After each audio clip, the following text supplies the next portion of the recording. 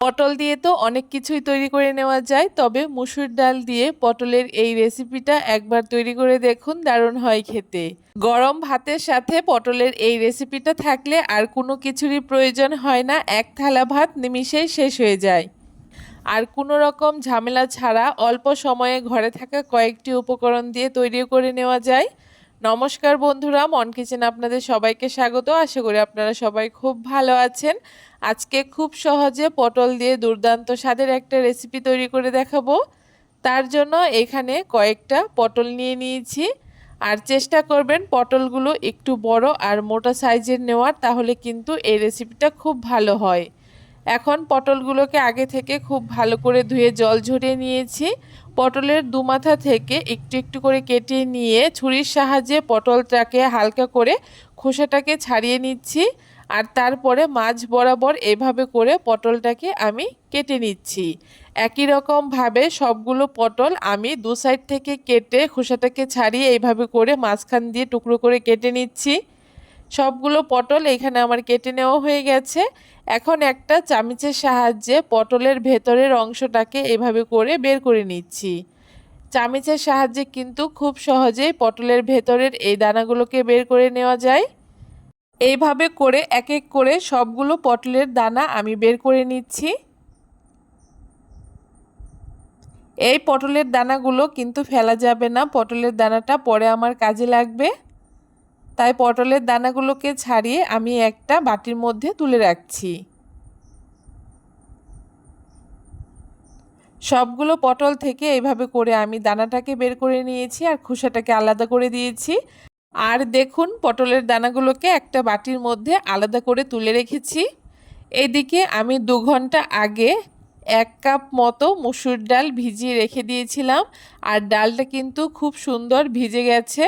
এখন একটা মিক্সিং জারের মধ্যে আমি ডালগুলোকে নিয়ে নিচ্ছি।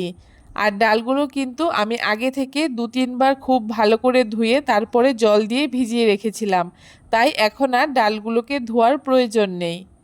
ডালগুলোকে আমি জল ঝরিয়ে একটা মিক্সিং জারের মধ্যে তুলে নিয়েছি।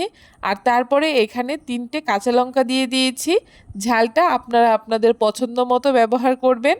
তার সাথে 1/2 ইঞ্চি মতো আদার টুকরো এখানে আমি খোসা ছাড়িয়ে দিয়ে দিয়েছি। আর 5 থেকে 6 কোয়া মতো রসুন দিয়ে দিয়েছি। আপনারা যারা রসুন খেতে পছন্দ করেন না তারা কিন্তু রসুনটা নাও ব্যবহার করতে পারেন, তবে রসুনটা দিলে এটা খেতে ভীষণ ভালো লাগে। আর তারপরে আগে থেকে পটলের থেকে যে দানাগুলো বের করে রেখেছিলাম সেই পটলের দানাগুলোকে দিয়ে এখন খুব ভালো করে মিক্সিতে পেস্ট করে নিচ্ছি। এই পেস্টটাকে একটা প্লেটের মধ্যে তুলে নিয়ে এখন এখানে পরিমাণ মতো হলুদ, পরিমাণ মতো নুন আর মিডিয়াম সাইজের একটা পেঁয়াজ খুব ভালো করে কুচি করে দিয়ে দিয়েছি। তার সাথে একটুখানি ধনেপাতা কুচি করে দিয়ে দিয়েছি। আর এখানে একটুখানি ম্যাগি মশলা দিয়ে দিয়েছি। আর ম্যাগি মশলাটা দিলে কিন্তু ভীষণ ভালো হয় খেতে। এখন সমস্ত কিছু একসাথে খুব ভালো করে মিশিয়ে নিচ্ছি। এখানে আমি চামচের সাহায্যে মিশিয়ে নিচ্ছি, আপনারা কিন্তু হাত দিয়েও খুব ভালো করে মিশিয়ে নিতে পারেন। দেখুন মসুর ডালের এই ব্যাটারটা আমার একদম তৈরি হয়ে গেছে। আর এখন যে আগে থেকে পটলের খোসাগুলোকে রেখেছিলাম সেগুলোর মধ্যে সামান্য একটু নুন আর হলুদ দিয়ে খুব ভালো করে মাখিয়ে নিচ্ছি। নুন হলুদ দিয়ে হাত দিয়ে খুব ভালো করে একটুখানি পটলের খোসাগুলোর মধ্যে এভাবে করে লাগিয়ে নিচ্ছি। নুন হলুদটা মাখিয়ে নেওয়া হয়ে গেছে। এখন এক একটা করে পটলের পিস নিয়ে যেই মুসুরির ডালের ব্যাটারটা তৈরি করে রেখেছিলাম সেইখান থেকে এভাবে করে একটু একটু করে ব্যাটার নিয়ে পটলের মাঝখানে এভাবে করে ভরে দিচ্ছি। আর এই মুসুরির ডালের ব্যাটারটা কিন্তু খুব বেশি পাতলা করা যাবে না, তাহলে কিন্তু বাইরে বেরিয়ে আসবে। এভাবে করে সবগুলো পটলের মাঝখানে আমি মুসুরির ডালের এই ব্যাটারটাকে ভরে দিচ্ছি। আর একই রকমভাবে সবগুলো পটলের ভেতরে আমি এই মুসুরির ডালের ব্যাটারটাকে ভরে নিয়েছি। এখন এগুলোকে আমি ভেজে নেব। তার জন্য কড়াইতে পরিমাণ মতো তেল দিয়ে দিয়েছি। তেলটাকে হালকা একটু গরম করে নেওয়ার পরে এভাবে করে আমি পটলগুলোকে এক এক করে ছেড়ে দিচ্ছি। প্রথমে এভাবে করে উল্টো করে পটলগুলোকে ছেড়ে দিতে হবে।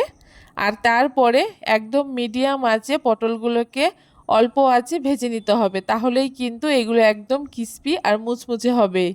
হালকা একটা কালার চলে আসার পরে পটলগুলোকে খুব সাবধানে উল্টে দিতে হবে আর উল্টে দিয়ে আবারও খুব ভালো করে অপর পাশ ভাজা হতে দেব।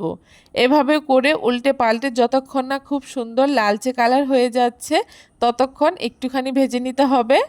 দেখুন বেশ কিছুক্ষণ ভেজে নেওয়ার পরে পটলের এই বড়াগুলো কিন্তু আমার একদম ভেজে নেওয়া হয়ে গেছে লাল লাল করে। এখন তেল ঝরিয়ে তুলে নিচ্ছি।